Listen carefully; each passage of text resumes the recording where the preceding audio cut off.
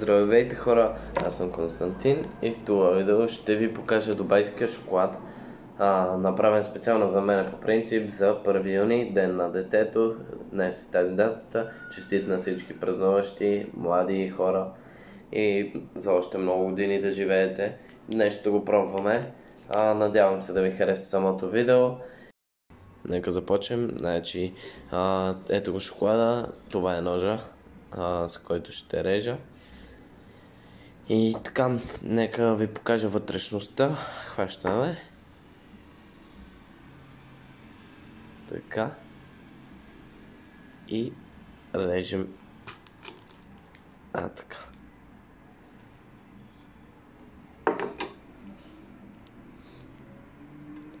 Да, супер. Ще го разрежа още един път, да се види хубаво. Оп. Така. Ето го. Дубайския шоколад.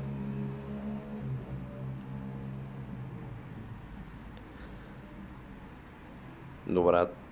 Така. Доста добре. А сега е време и да го пробвам. Ето го парчето, което отрязах току-що. И нека видим.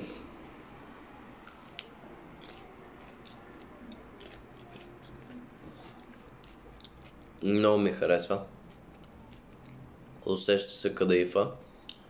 Шоколада също се е силен и сладък.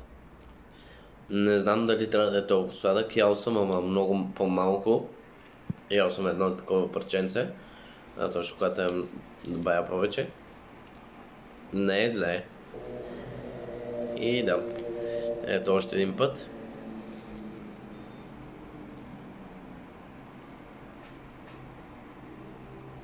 Да. От слънцето трудно фокусира, но ще оправим след време този проблем, като си апгрейдна периферия, всичко, телефон, камера и така. Доста интересно. Структурата си е напълно нормална, бих казал. Няма нищо необичайно по нея. На скала от 1 до 10,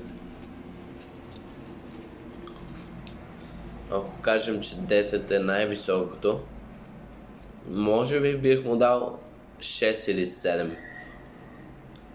И не съм суров критик, просто знам как да оценявам.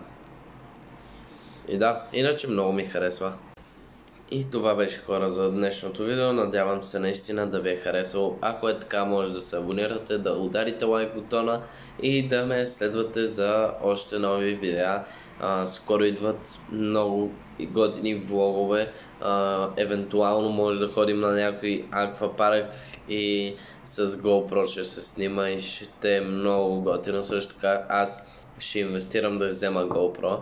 Сега ще снимам с един приятел, но сега ще инвестирам в едно GoPro и ще се надяваме да стане нещо с канала и да се получи всичко. Благодаря ви, че гледахте. Това беше от мен и чао!